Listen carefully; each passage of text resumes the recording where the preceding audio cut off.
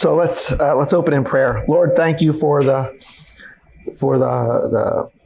history that we have of our country and for the light that it stands for. We know it's not a perfect country and there are imperfect people that run it, just like all around the world. But there is a history and a legacy that we have, and we're thankful for what the good things are that we can celebrate from the United States. And we do pray for the leadership, for the government and administration, for the citizens of the U.S., both here and abroad, that we would be a shining example of what a people who are called by God can do should we turn our hearts to you. So we thank you again for the way and for the reasons for which our country was founded. And we pray that you would help us to be a people that would be an example of your glory and of your testimony. We also thank you for the book of Job and for the honesty and the raw emotion that was recorded for our benefit and for our instruction to learn from and to be encouraged from, to be challenged by. So help us in our last week of the class to hear what you would say to us through the book of Job, and especially your God's eye view of the perspective of life as we read your words in these last few chapters. As we pray in Jesus' name, amen.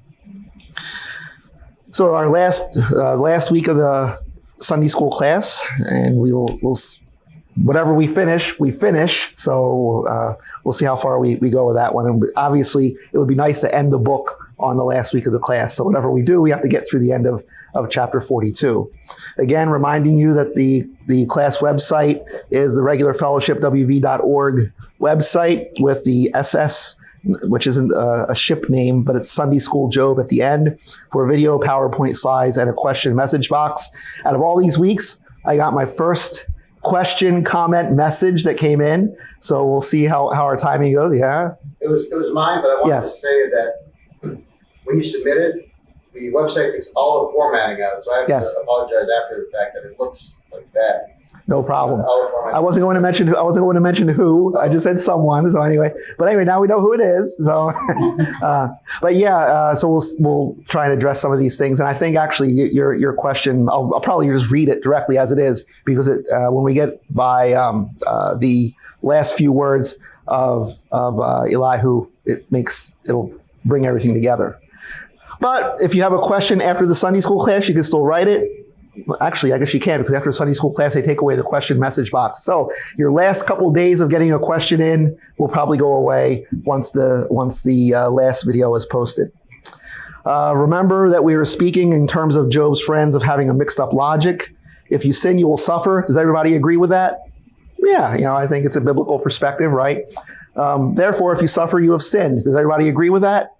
No, obviously we're saying that from our point of view, but if you were sitting there looking at Job on the ash heap with everything that he went through, it might be easier to say, well, yeah, you must have done something pretty terrible. And we've seen that's what's been happening with the friends' counsel and conversations with him. Consequently, they also say, if you do right, you'll be prosperous and happy. Do we agree with that? No, of course we would say no, but inwardly we say, you know what, that's how I would run things. If I were doing it, that's how I would do things. So we disagree with it. We're getting the correct answer on the exam, but inwardly it's like, yeah, I really want it to be true that when I do right things, I get stuff. I get rewarded for what I do. If it's not physical things, a pat on the head or whatever the equivalent would be, we want that in our nature, isn't it? So if you're prosperous and happy, you're probably doing right. The conflict happens when we see people that are prosperous, they seem to be happy, and they're wicked, evil people. What happens when the wicked prosper? And Job's friends were in a very simplistic theology that didn't allow for these kind of questions to be wrestled with. So as we were saying, pay attention to the true theology. God is just, and God punishes sin. Is that true theology? Yeah. False theology, if you do the right things, God will make your life happy. Well, that's a false theology, but it's what we hope to be true. And the misapplied theology, if God is just and he punishes sin, therefore, and then we fill in a blank after that in Job's friend's case, misapplied what the truth of that theology is. The extension of that is what went wrong with it.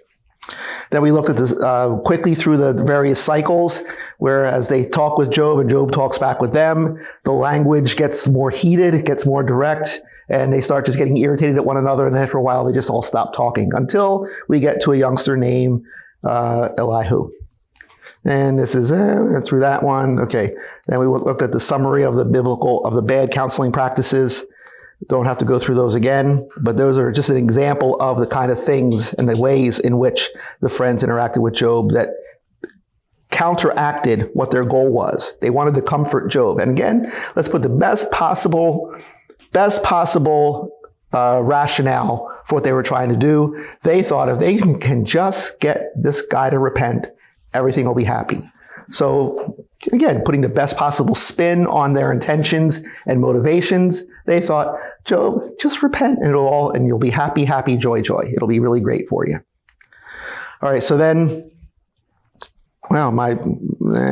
So after looking at the friends, forget the way these are coming up. They'll come up better once I finish all the clicking through. After looking at some of the notable passages about his friends, it would be helpful to look at how Job has been responding to some of these things. We've been not looking so much at Job's responses to the friends last week, so we want to look at that this week and then see one more section, how Elihu, a very young person, responds to both Job and his friends, and then what God says about it. So first of all, Job, in the course of this conversation, is making some statements about his friends. So turn to the book of Job, and someone read for us chapter 16, verses 1 through 5. Then Job replied, I have heard many things like these. Miserable comforters are you all. Will your long-winded speeches never end? What ails you that you keep on arguing? I could also speak like you if you were in my place. I could make fine speeches against you and shake my head at you. But my mouth would encourage you comfort, for my lips would bring you relief. All right, so in brief, what's he saying about his friends here? They talk too much. Yeah. They're not very helpful. Yeah, they talked about, I think we would agree with both of those, right? And we don't even know everything that they said. We're just having what's recorded here. So, so the poor guy's there scratching himself with broken pieces of pottery, and some of these guys are just going on and on and on. Some truthful statements about the greatness of God, but he says, you guys are just going on and on. You're not even listening to me. They're the sick ones. He says they're the sick ones. He said they accuse Job of having windy words and babbling. And what does he say about them? You're the blowhards. You're the ones with lots of wind. And will you ever stop this? Will it never end? What provokes you that you answer like this? Job said, and verse 4 is kind of helpful in seeing the way that they're interacting. Job's sitting where he is and the friends sitting where they are. What does he say in verse 4? I also could speak as you do if you were in my place. So what is Job saying to his friend? What does he mean by that? They're just as sinful as they're saying he might be. And I think I screamed to everyone. Yeah. So I'm sure when we try to comfort people like this, I've heard a lot of consular pastors say, don't start quoting scripture to someone who is really grieving. Just be there for them and wait. And then God will bring something. I've had people come up and say things to me, like when my husband died. And they would have been more of a comfort just to be there for me. Yeah, and so he says, if we were switched around, I might be saying these same kind of things, and you would be feeling the way that I do. So exactly, and it's just a really bad dynamic going on, and it doesn't get better as the story continues. Chapter 19, verse 2. What does he say about his friends here?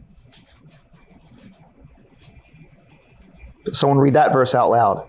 How long will you torment me and break me in pieces with words? Wow. That's kind of more to the point to what you're getting at, is that instead of the words comforting, the words were another reason for tormenting him. Exactly. And even verse 3, these 10 times you've cast reproach upon me, and are you not ashamed to wrong me? So over and over and over again, not only is he complaining because he feels that something is askew, something is twisted in his view of how God deals with the just and the unjust, But now he's getting heaped on by his friends. So as we looked last week at the bad counseling practices, and as we have opportunity to be a comfort and a counselor, maybe not even in a professional sense, but at least to help someone, guide someone along the way, are we doing what Job's friends did to him, using windy explanations and big, long diatribes against what we think someone is doing, or even making our words hurt more than help? And it really is something to ask the Lord for wisdom as we talk with somebody, because we can have the best of intentions. And again, let's grant the best of intentions to Job's friends. And yet at the end of the day, they were hurtful more than helpful in all this. Then he speaks several times about his condition. So turn to what he's going through. Turn to chapter 29 and someone read for us verses 2 through 5. Oh, that I were in the months of old, as in the days when God watched over me, when his lamp shone upon my head, and by his light I walked through darkness, as I was in my prime, when the friendship of God was upon my tent, when the Almighty was yet with me, when my children were all around me. Yeah, especially that last part of the verse. So what is he remembering, or what is he pining for in these verses? The old days were always happy. And what was it like in the old days? What is he? He thought God was his friend instead of his enemy, and his kids were there. Yep. So he's saying, it was great when God watched over me. He says it was wonderful then. Now, when we read some of his other laments, he was saying, why is God watching over me? Is he just trying to pick out the time when I'm going to sin? So his life is being tossed to and fro. His soul is being dredged of some deep-seated issues that maybe he never realized he had until he went through this particular issue. As you read through the rest of this chapter, in chapter 29, he talks about how people in town used to defer to him. He had great respect amongst the people. He was someone that they would go to for advice. So in the, call it the old days, which may have just been a few months before what he's been going through here, he was a respected person in the community with lots of friends, and people sought him out. Now he has nothing. Chapter 19, verses 13 through 19, speaks of his social alienation. So chapter 19, starting from verse 13. He's put my brothers far from me. Those who knew me are wholly estranged from me. My relatives have failed me. My close friends have forgotten me. Till the end of the book. At the end of the book, all of a sudden, when things go well, his friends want to come back for the partying and stuff like that. I'll just mention that one right now. So his friends have left him. Who wants to be around that dirty, stinky, smelly, pus-covered, oozing kind of a guy, right? Relatives failed me. My close friends have forsaken me. And it's not just because of, most likely, not just because of his physical presence. Why else do people reject, would friends and relatives reject somebody like Job? What do you think? Well, it makes them uncomfortable because they don't know what to do. Uh-huh. And then it might also make them question, what could happen in my life? Everything's good now. What can happen down the road? And I don't want to think about that. So. See, I'm trying intentionally not to say, yeah, right. Like I said at the beginning of class, those are the comments that Avery finds hard to edit out. So yeah, it's not pleasant to be around some people like that because we are uncomfortable. What do we say? What do we do? How do we act? Have you ever been in the presence of somebody who is just so, not just physically, but emotionally down? It's like, well, what do I say? Maybe it's better to stay away. So that is one reason. What would be another reason why they would avoid someone like Job? They thought he was sinful. They followed him. Yeah, you must have done something, and if you've done that, I don't want to be around your kind of people. You must deserve what you're getting. And when God does the next thing to you, I want to be far away so that I'm not going to be covered with it. So they're almost making, by avoiding him, they're almost making a statement by saying, you're not the kind of person we want to hang around. I just thought maybe they were afraid of getting infected with whatever he had. I don't know how much they knew or abided by infection. They're probably not practicing social distancing on purpose there. There's probably a little more to it than the disease issue. But in this case, it was probably a combination of being around someone that they're uncomfortable being around. He's just he's not pleasant at this point. And, because he's turning more and more focused on what's going on with him, which, we can understand that. And again, that taint of, he must have done something so heinous, so horrible. Do I really want to be around this kind of a person?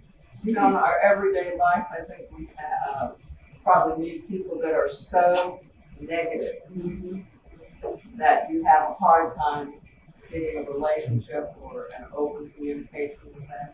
And you just you end up not wanting to be around them, but that's exactly what they need, is someone that will share God's love to them. But it's very hard.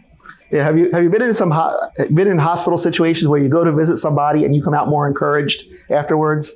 But then have you been in places where you go to visit somebody who's sick and you come away saying, wow, they're in a really bad spot, and you come across feeling like you need to, get something off of you because of you're discouraged by the time. That's what I'm saying. You're more discouraged by. So what were you going to say?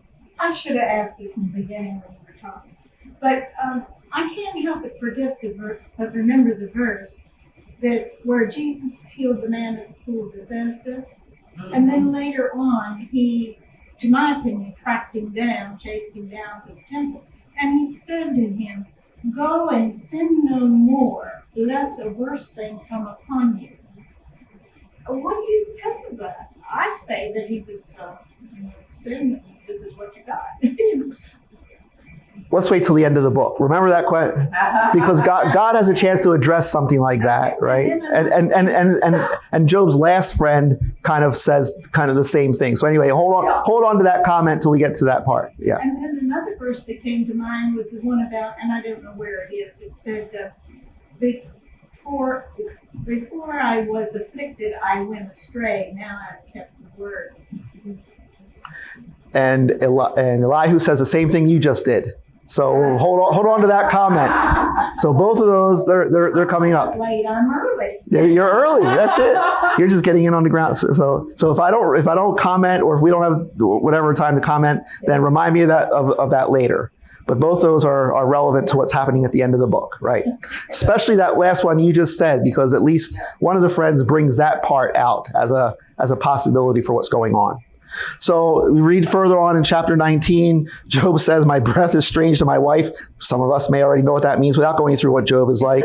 "I'm a stench to the children of my own mother." So he realizes this life is really not going well for him at this point, as he's counting what things are like now. At one time he had great respect in the community. Now he's socially alienated, and worst of all, he feels divine alienation. So look at chapter 30. We're kind of skipping around that because remember, in the cycle of dialogue with his friends speak, then Job speaks, his friends speak, Job speaks. So we're skipping around to certain responses that Job has. So chapter 30, starting in verse 19. "God has cast me into the mire, and I have become like dust and ashes. I cry to you for help, and you do not answer me. I stand, and you only look at me. You have turned cruel to me. With the might of your hand, you persecute." And then even continue on. "You lift me up on the wind. You make me ride on it. You toss me about in the roar of the storm." So he's saying you're playing with me. Again, you look at the words as they're translated here. "I cry to you for help," and what? No answer. There's no answer. So not only does he feel that he has no way to contest what's going on with him, but he says, even when I do talk, you're silent. Don't raise your hand, but has anyone here experienced a time when God just seems silent? Where it's like, okay, I'm crying out to you, I'm expressing my deepest needs and my hurt. Here's something I really, really want, and God seems apparently like he's not even there, like he's aloof. He doesn't pay attention. That's where Job is feeling himself at this point.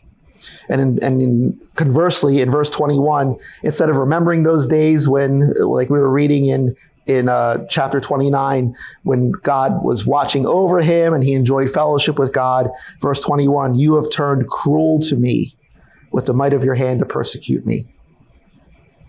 So it did seem like he acknowledged God's hand of blessing on his life before, didn't he? He knew where his goodies were coming from. He always did. Shouldn't God give us good and not bad?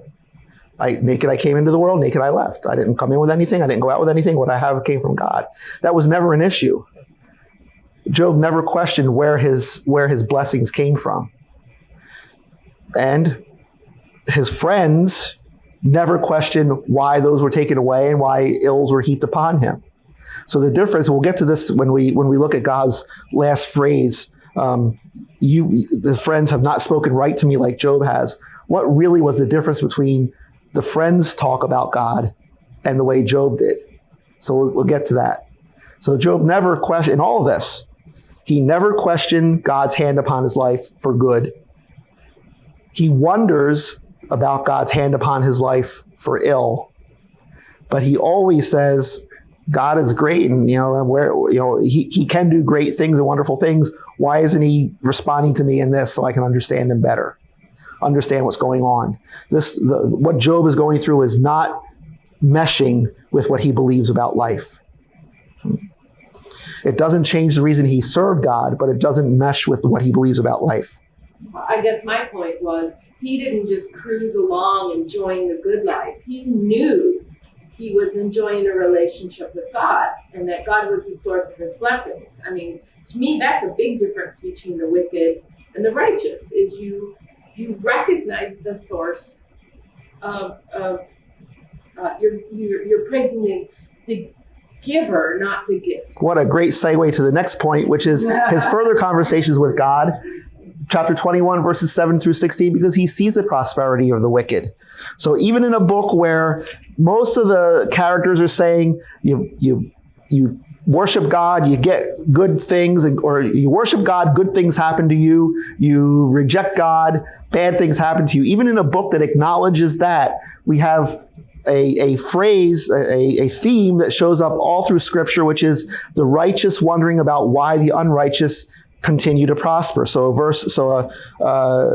Like chapter 21, starting from verse 7. Why do the wicked live, reach old age, and grow mighty in power? Their offspring are established in their presence, and their descendants before their eyes. Their houses are safe from fear, and no God is upon them. Their bull breeds without fail, their cow calves and does not miscarry. They send out their little boys like a flock, and their children to dance. They sing to the tambourine and the lyre, and rejoice to the sound of the pipe. They spend their days in prosperity, and in peace they go down to Sheol. They say to God, depart from us. We do not desire the knowledge of your ways. What is the Almighty that we should serve him? And what profit do we get if we pray to him? Behold, is not their prosperity in their hand? The counsel of the wicked is far from them. So what's his problem in these verses then? Or actually, what is he saying in these verses? What's life like for the wicked? Some of them are pretty good. Some are doing really well, aren't they? I mean, it's like they reach old age, they grow mighty, their offspring are established, their children dance. What happened to Job's children? His children were squashed. Thank you for that commentary. That's yes. His children are squashed. The children of the wicked. Is this all true? Is it true that the wicked are without fear? Their houses are happy. They're dancing around in parties with with their musical instruments and stuff like that. And they go to the grave in peace. Is that true? I think sometimes that's the way it looks, looking from the outside in, but I don't think that's necessarily true. Looking from the outside in and looking from bad circumstances out. Everything looks like extremes in this case. So when you've served God, and this is what happens to you, and you see people who say, what is the Almighty that we should serve him? And yet they seem to have parties, their children are dancing. My children are, like Heidi said, squashed. Their children are dancing, they're getting all kinds of stuff. Like, how does this even make sense? And in a world where everything seems so cut and dry with Eliphaz, Bildad, and Zophar, if you're wicked, God's going to judge you. Well, why aren't some of these people judged? And that has been a problem over and over and over again in Scripture. Whole psalms are written by people that say, why are the wicked prospering and those that serve God seem to be suffering? Yeah, go ahead. I think from like our perspective, in hindsight, we can see that the wicked are reaping their rewards here on heaven, but believers are putting out the rewards, storing them up in heaven, and getting it there. So they won't be able to proceed. But maybe someone like Job would. The perspective of time and eternity, right? So we'll look at that when after we look at Elihu's words. That's something that moderates the misapplied theology. Where do we go wrong in how we say some of these things? Right comments about God, right ideas about his character, wrong extensions of that theology.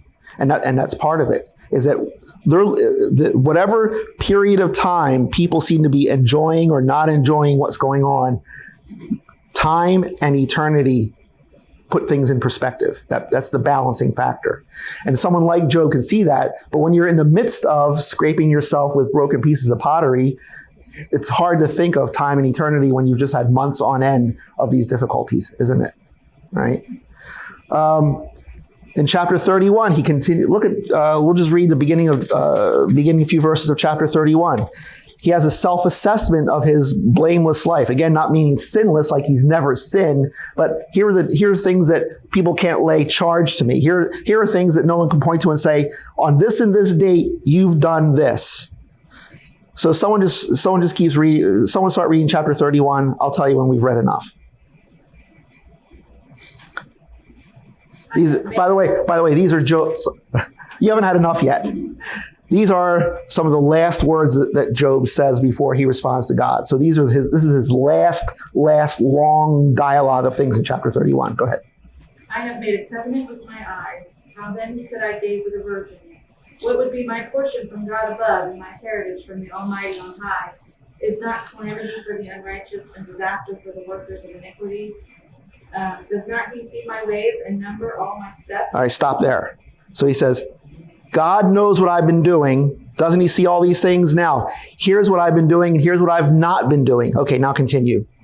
If I have walked with falsehood, and my foot has hastened to deceit, let me be weighed in a just balance, and let God know my integrity.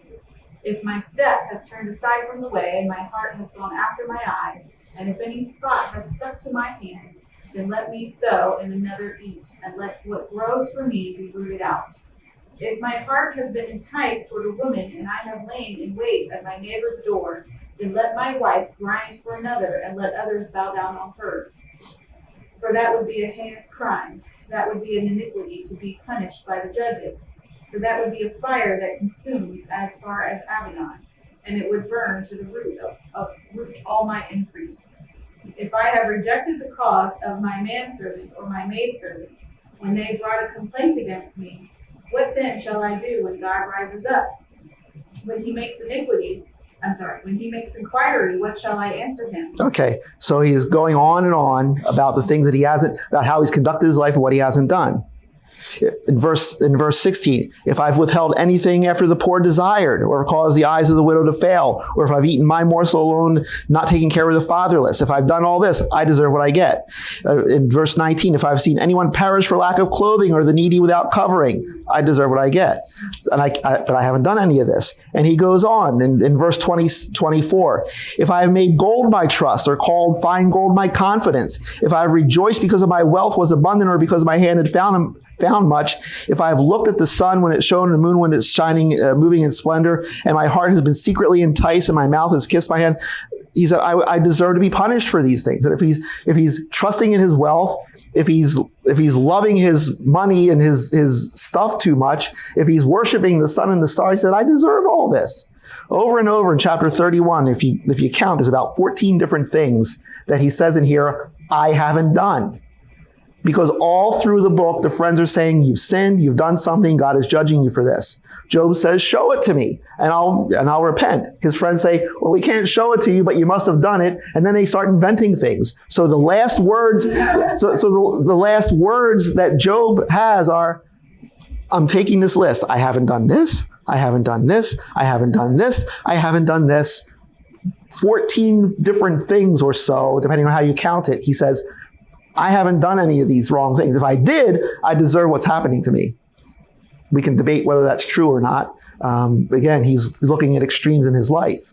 But he says, I can't think of anything I've done wrong. I go back to what was said last week or the week before. If God is chastising, disciplining, or punishing us for something we've done, we're going to know as we dialogue and confess, as we pray and seek confession. If there's anything in our lives, God is going to show us what it is.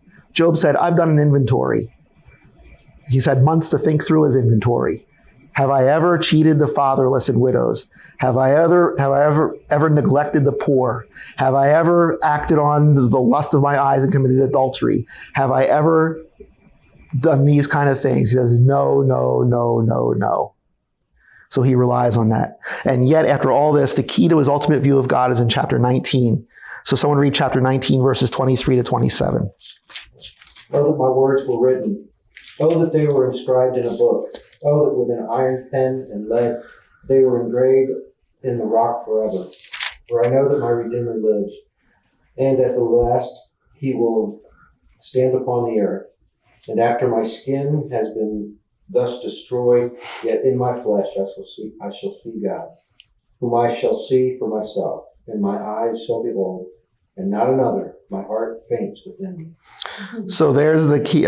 It's ironic when he says, oh, that my words were written down. Well, guess what? we have them here. So we're looking at them today. So he says, but what's his ultimate, what does he hang on to after all this? Eternity. I know that there's going to be a redeemer. The same word for redeemer here is the one that was used in the book of Ruth about Boaz being the kinsman redeemer, the one that brings justice and, oh, I know my redeemer lives. I know there's going to be someone standing up for me. Job knows that he's not trying to get by on a technicality or a legal loophole or something like that. He says, I know there is going to be vindication. I know there's going to be justification in this. And it's going to happen sometime. I know it. Even when I'm dead, I know there's going to be a time when I'm going to be with God. So he knows this is going to end sometime. He just wants it to end quickly. And which of us can't sympathize with that when we're going through these things? So another helpful thing not to say to friends is like, oh, it'll get better sometime. Well, it will. But it's like, and we know that to be true. But wow, when you're going through something really, really, really tough right now, it's like, I want it to be good. I want it to be better now. If it can be better later, why can't God make it better now and just skip those months or years in between? So we know that, right? But Job is still hanging on to this. And again, when we look at a lament in the scriptures, a lament is a complaint about how upside down life seems to be, but a biblical lament holds on to those kernels of truth. And in this case, Job's kernel of truth is, I know I haven't done anything. I know I'm not being punished for sin, because there's nothing there for me to be punished. I know I'm not being punished. I know in the end it's going to be made right. But right now, life is just really, really difficult. Can I just interject that, one of the takeaways I got from last week in a negative way was, well, what on earth do I say? Here's all the things not to do. I felt paralyzed last week thinking, what do you say? But I think that as we go to comfort people who are in dire circumstances or facing cancer or whatever, you can appropriately bring hope by holding eternity that we're going, that is one constant that we can hold, not a pie in the sky, but we can agree on certain things. We don't have to understand what, why, or all of that. Wrong questions, but we know. And I think that is very comforting when when a friend can redirect toward the eternal hope. It's not about this life. Otherwise, we're just all men most miserable. Isn't that what Paul said? In another context, but of not having a future, right? But even in term, or not having, or life, or our existence ending at death, there is an eternity. There is an eternal home that we have, and everybody lives forever. You either live forever in the presence of God or away from the presence of God. Our hope is we live in the presence of God, and that's what Job is hanging on to, is that as one that knows God and knows his friendship with God, he's holding on to that, and that is a hope. But you mentioned about what do we say with one another. I think what we're looking at is what not to say, but it doesn't tell us exactly what to say. But what not to say is, I know why this is happening. And unless you can point to something and say, I saw you on this day doing this, and how can your life be right with God unless you confess this and make it right? Unless we can point to this and say, here's what happened, or I told you not to do this and you did it. Now what do you think is going to happen? So, we need to be really. It's not something we want to do. Yeah, exactly. I mean, sometimes being a good friend, we have to say, you have a problem doing that. You have a problem with this. We talked about it. You said you weren't going to, and you did it, and now you're in trouble. So what do you think is going to happen? So there's sometimes a good friend could say that kind of a thing to you. But at the same time, when we get so sure of why things are happening, or when we're not listening to the people to respond to what they're doing, to respond to what they're saying, that's where we run into a difficulty. At the end, we'll see, when we see how Job changed in this, that might give us some indications what we do, if we ever get to it in the half hour we have left. That might be an indication of some of the positive things we say. We've been looking at the bad counseling practices Talking about that? event, for whatever few moments we have left. I'm flipping. Help us there. By the end of this class, I am flipping on the last slide, however quickly I need to get through them.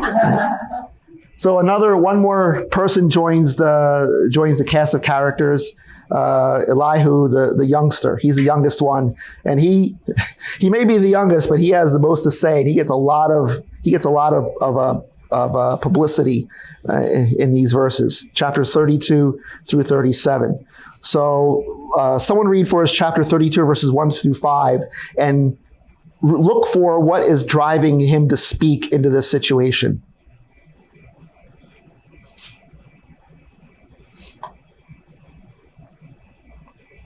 So these three men ceased answering Job because he was righteous in his own eyes. Then the wrath of Elihu, the son of Orachai, the Buzite of the family of Ram, was aroused against Job.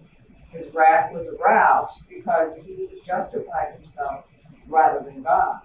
Also against his three friends, his wrath was aroused because they had found no answer and yet had condemned Job. Now because they were years older than he, Elihu had waited to speak to Job. When Elihu saw that there was no answer in the mouth of these three men, his wrath was aroused. All right, so this should be a fairly easy question, but what's driving him to speak? Anger. His anger, okay? Anger at who? And his three friends. Everybody. So let's delineate everybody. Who's the first one he's angry at? Job. All right, so why is he angry at Job? Because he's defending himself and not God. All right, so that's an important two-part. He's defending himself and he's justifying himself in the face of God. He says, I'm not at fault here. So he's trying to justify himself. So he's angry because he's listened over and over and over again to Job saying, I haven't done anything. Who else is he angry at? So his friends. What's he angry with the friends about? They declared Job. Not only is there no answer, they haven't come up with anything new. They just keep saying it's the same song over and over and over and over. Worse than the same song, it's the same note over and over and over again. They're not adding anything. They just keep commenting. So he's angry at Job. He's angry at the friends. He's the literal angry young man. So in all of these chapters, if you look at what he says, the kind of things that he says, and if you read some of the commentaries and other books that people write about Job, a lot of them consider him to be the best of the counselors. Of the 3 or 4 counting him, they look at him as the best, which is a kind of a low bar to hit when you're looking at the other 3 people that were in here. But there are some reasons why. One is he seems to be, at least in the way that he talks to Job, compared to someone like Zophar, and he seems to be a bit gentler. So someone quickly read for us chapter 33, verses 6 and 7. I am just like you before God. I too have been taken from clay.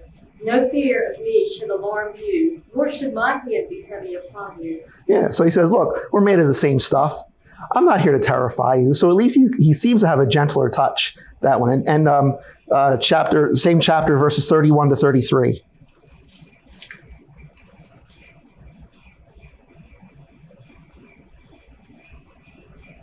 Pay attention, O Job, listen to me, keep silent and let me speak. Then if you have anything to say, answer me. Speak, for I desire to justify you. If not, listen to me. Keep silent, and I will teach you wisdom. So at least he says, look, I'm trying to justify you. I'm trying to prove you, to make you right in this. Now, again, he seems that it's a bit gentler there in some of his words. He seems to listen more to Job, and he replies more directly to him. In fact, he remembers, I don't know how good his memory was, but he remembers a lot of things Job said. Sometimes he remembers wrongly what Job said, or something like that. So he said, so later on, we'll just give one example here where Elihu says to Job, you've said this, but Job never really did. So sometimes he listens to him, but then sometimes he thinks he listens to him. Ever talk to somebody like that? They quote your words back to you and you say, I didn't say that. Well, that's not what I meant. So even though he's the best of the 3, again, low bar to try and jump over on that one. And he does bring in, if you read through these chapters, he does bring in some other possibilities for the calamities. What were the 3 friends, Eliphaz, Bildad, Zophar? What was their one note, their one song that they sung as the reason for Job's problems? What were they saying? You've sinned, and God is punishing you. So at least Elihu brings in a couple of other options. One of which is pain is not always a punishment, but it can be instructive and even protective. Chapter 33, starting from verse 19. Man is also rebuked with pain on his bed, and with continual strife in his bones, so that his life loathes bread and his appetite, the choicest food. His flesh is so wasted away that it cannot be seen in his bones that were not seen stick out. His soul draws near to the pit, and his life to those who bring death. So what he's saying is one reason that we have afflictions is so that we don't just get too attached to this life.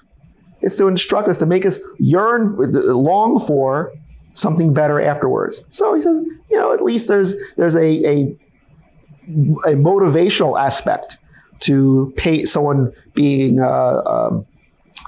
encompassed with this kind of pain.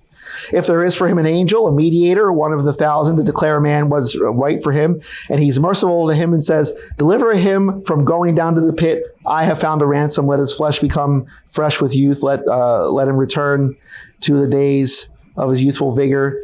Then man prays to God, and he accepts him. He sees his face with a shout of joy.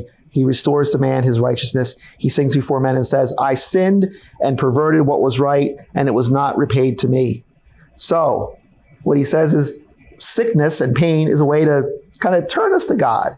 So it instructs us. It instructs us about how brief life is, how this is only one aspect of what of our existence, this earthly life, because it turns us to God. So it causes us to turn back to God, realizing that, hey, I've not gotten all the punishment I deserve. So it corrects and it instructs us in the way. So verse 29, behold, God does all these things twice, 3 times with a man to bring back his soul from the pit that he might be lightened with the joy of life. So God does this to bring us around. So pain is sometimes instructive. It protects us from going in the wrong way. I don't know if we agree with that or not all the time, but at least that's one of the possibilities. And chapter 36, verse 15, he says something similar. Tom, I do think that is an important contemporary issue, especially with the opioid crisis in our country. We shun pain at every turn, and I do think that we have gone astray in our pain avoidance to the extreme. So I don't hear too many sermons about a lot whose advice that pain is instructive. It's got a positive spin, if you will. It isn't always, maybe it goes back to your the way we err in our prayers, to always pray for comfort, pray for ease, pray for whatever. But pain has a purpose. The example you gave was kind of that self-inflicted of what happens when we get into an addiction kind of a thing. But he's also talking about just in general sickness in life. Who, when they've been really, really, really, really sick, hasn't said, if they have a right relationship with God, hasn't said, God, just take me now because this is just painful to live here. So that's part of it, is so that we don't get too attached to this life. The other part though that you're talking about is maybe another issue with the self-inflicted kind of things from our own issues.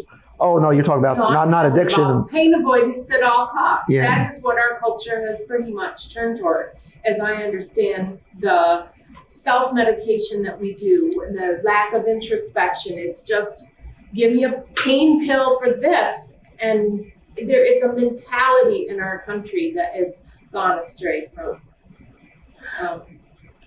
Yeah, I understand what you're saying. So we avoid the very thing that might be instructive of God or used of God to do something in our lives. I'm not saying you have to go to the other extreme of being a masochist. I'm saying, can we not find a balance? Yep. And well, let me just continue on then, because the same kind of a thing is said here in chapter 36, verse 15. Actually, start reading from verse 13.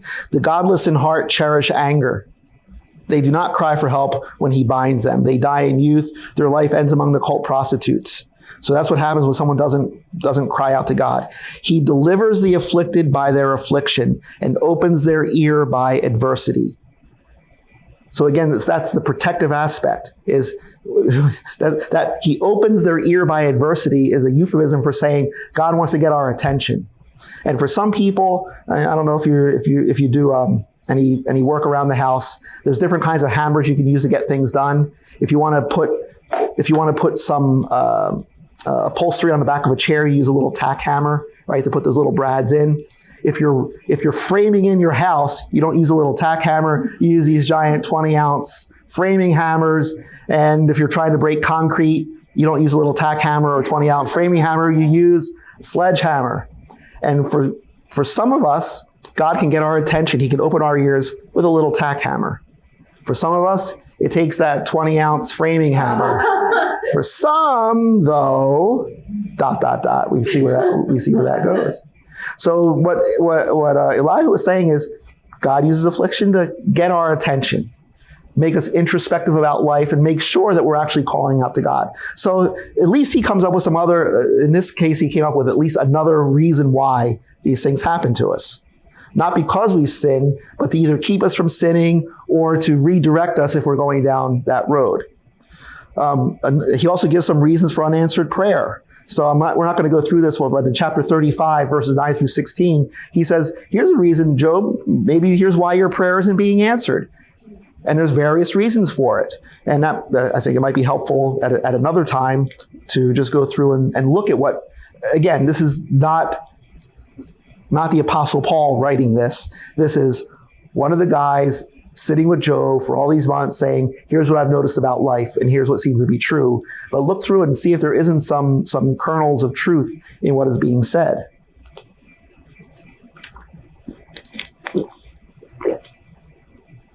So at the end of the day then, there's a Nigerian phrase I just used. So at the end of the day, really though, how different is his counsel from what his friends are saying? Chapter 33, someone read chapter 33, verses 9 through 12.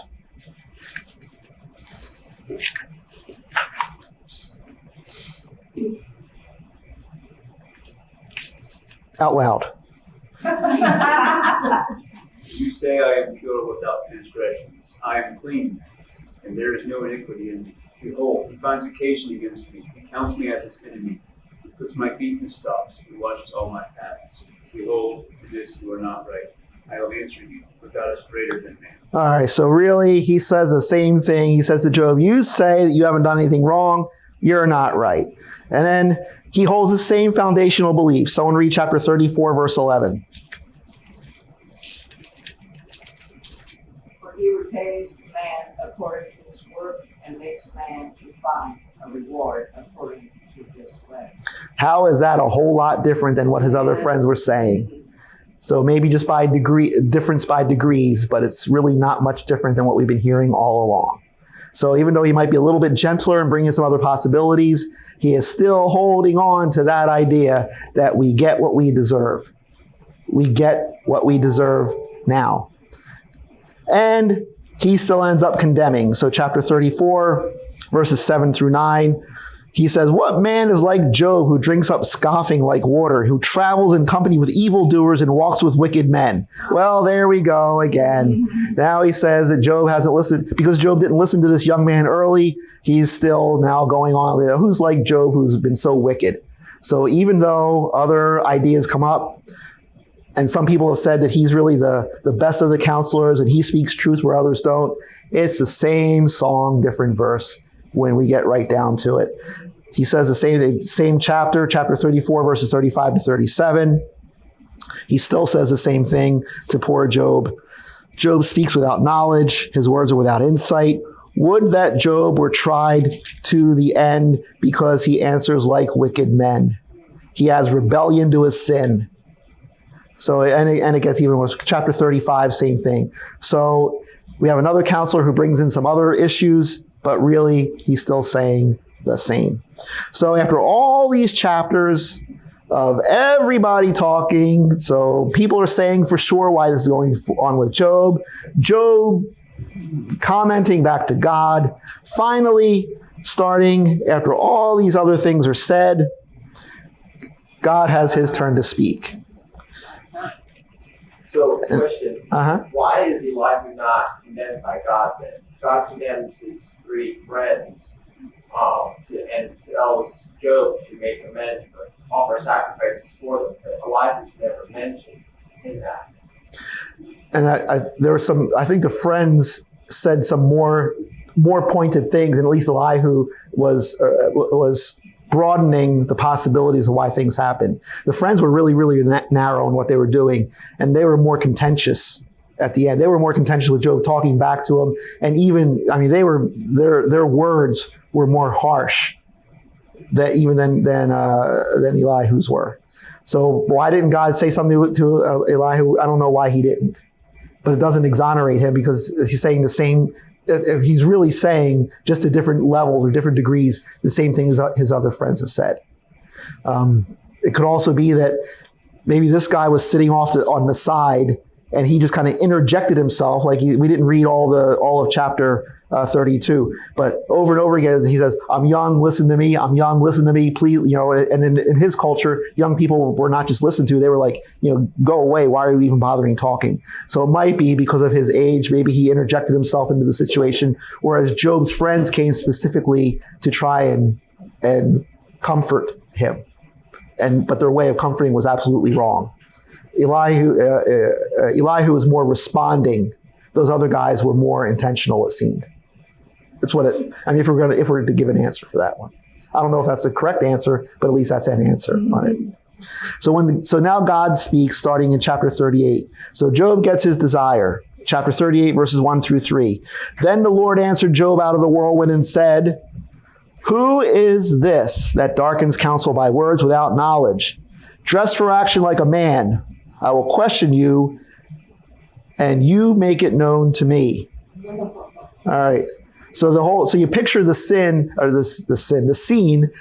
So all these friends are answering on. There's this this whirlwind, whether it's a dust devil or whatever's happening, and God speaks out of this. So he's already making some way to get attention. And when Job was requesting that God speak with him, I don't think that Job had this kind of a dialogue in mind. So what does God mean in verse 30, in verse 20, in verse 2 when he says, "Who darkens counsel by words without knowledge?" Well, how would we put that in our own words?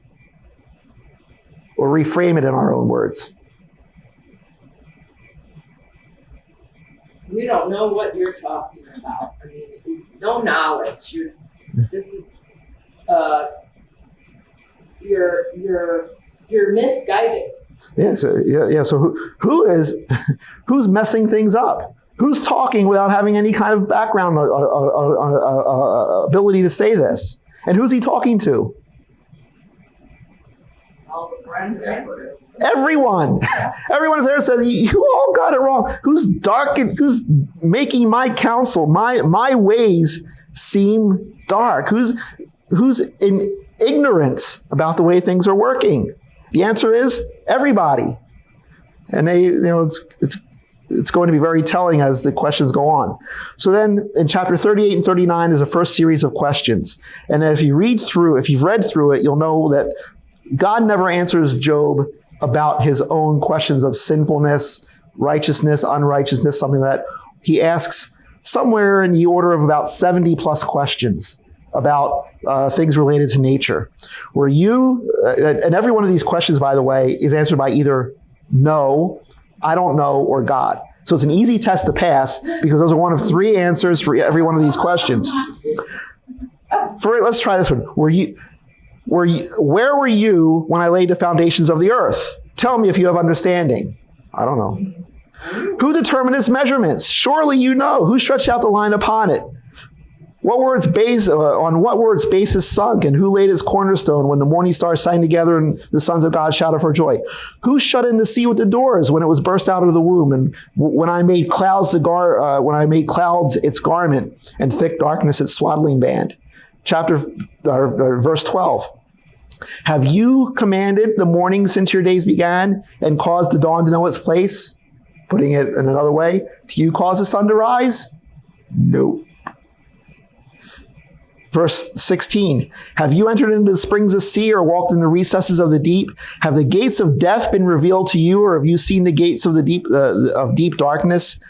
Have you comprehended the expanse of the earth? Do you declare it if you know this at all?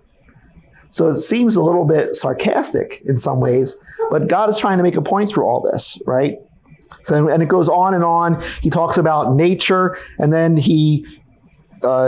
verse 31, if you look up into the sky and see the constellations, can you bind the chains of the Pleiades or loose the cords of Orion?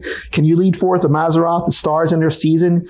Or can you guide the bear, the big dipper with its children? Do you know the ordinances of the heavens? Can you establish their rule on the earth? Did you make the stars? Can you move them around? Can you form and unform constellations? No. Do you even know how that happens, how that works? Then he goes on, verse 39. Can you hunt the prey for the lion? Can you satisfy the appetite of the young lions when they crouch in their dens or lie in wait in the thicket? Verse 39, chapter 39, verse 1. Do you know when the mountain goats give birth? Do you observe the calving of the does? Can you number the months that they fulfill? And do you know the time when they give birth?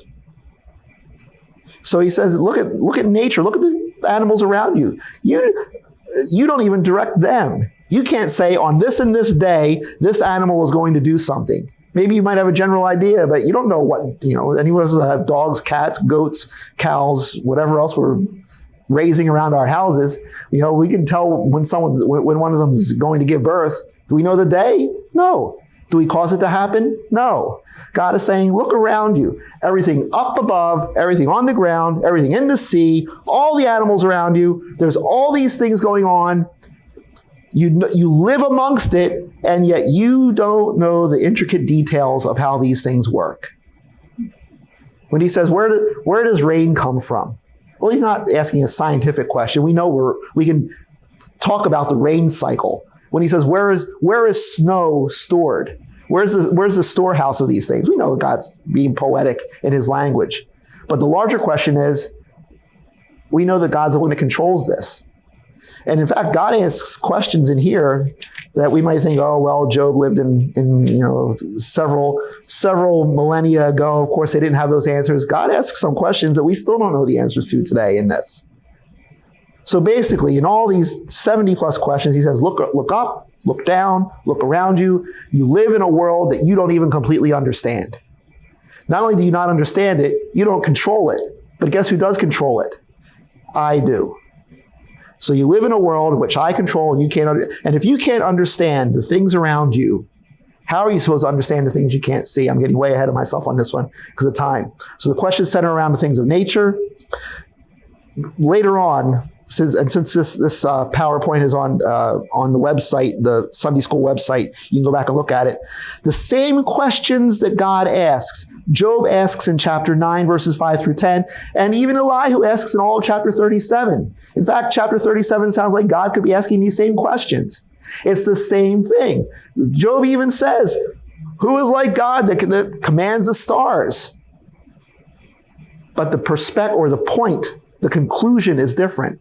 Job and Elihu are saying that to express the grandeur and the majesty of God, which is true. God is grand and glorious and majestic and powerful, larger than man. We can't even comprehend. God is bringing all this to say, you don't understand the workings of how my creation operates. It's not just that God created it, but God is still involved with it. And God is still working it in a way that we can't even possibly comprehend. So they all acknowledge God's surpassing sovereignty, wisdom, and power. So God isn't bringing up these questions to prove to them that God is glorious. Every one of them, friends and Job, every one of them already acknowledge that. So what is God trying to do? Well, first of all, he's trying to make the point that he is more in control than we realize. We run through life without even realizing that even the lions hunting for prey and the goats giving birth and the donkeys as they're running around, God is over that also. God wants us to contemplate the mystery and the complexity of the world that he's created around us. We have said over and over about Job's friends, they put God's theology in a simplistic little box. Input this, output that. Input righteousness, output blessings. Input sin, output punishment. Simplistic, easy. God says the world is much more complex. Your world that you live among is much more complex. And if that's true of the world that you see, how much more of the things you can't see? How could Job understand unseen things and God's ways with man when he could not even understand the ordinary things that he sees around him? His own camels giving birth, he can't even understand everything about it. And he's trying to comprehend the larger issues. So it's not so much to say, don't talk to God about these things because we can't understand it. It's to say, allow room for the complexity and mystery of how God does things to work in our lives. And allow that open space to deal with these things. At the end, at another statement that God makes, he asks very pointedly, in a way, can you think of a better way to run the universe? Chapter 40, verses 6 through 14. After the first set of questions and after Job speaks, God says in verse 17, chapter 40, verse 6, then the Lord answered Job out of the whirlwind and said, dress for action like a man. I'll question you, make it, and you will make known to me. Will you even put me in the wrong? Will you condemn me that you may be in the right? Interesting, because that's the same thing that Job said to his friends. Will you condemn me so that you'll be proved right? Now God is saying to Job, will you condemn me, telling me I'm unjust so that you can prove that your level of justice or your version of justice is how the world works. And then he says, clothe yourself with majesty and dignity. Clothe yourself with glory and splendor. Pour out the overflowings of your anger and look on everyone who is proud and abase him. So go ahead. You do things your way. If you were God for a day, go ahead. You do things the way you want. If you have a better way of doing things, make sure you let me know. What if God talked to us like that? But we end up doing the same thing because whenever we say this isn't right, we end up saying, if I were God, here's how I would run the world. And for all of us, I think we're all glad that none of us are given that day to run the universe. I mean, there's things in Nigeria, if I could just snap my fingers and see them change, it would make it so much easier as we minister there. Actually, it would make it so much easier to get vengeance on some things, which just shows what's in my heart. So God's basically saying, if you know so much, go ahead, you run things the way you want. And Bildad, Eliphaz, Elihu, Zophar, they pretty much were saying, here's how I would do things if I were God. The wicked, you get punished. The righteous, you get rewarded. And it makes it that easy. Why doesn't, we can't answer this question in 2 minutes, but a good thought experiment is, why doesn't God do it that way? Actually, maybe we should answer that question. If it was so cut and dry, you do right, obvious blessings on your life. You do unrighteousness, obvious difficulties in your life. What would be a problem with a world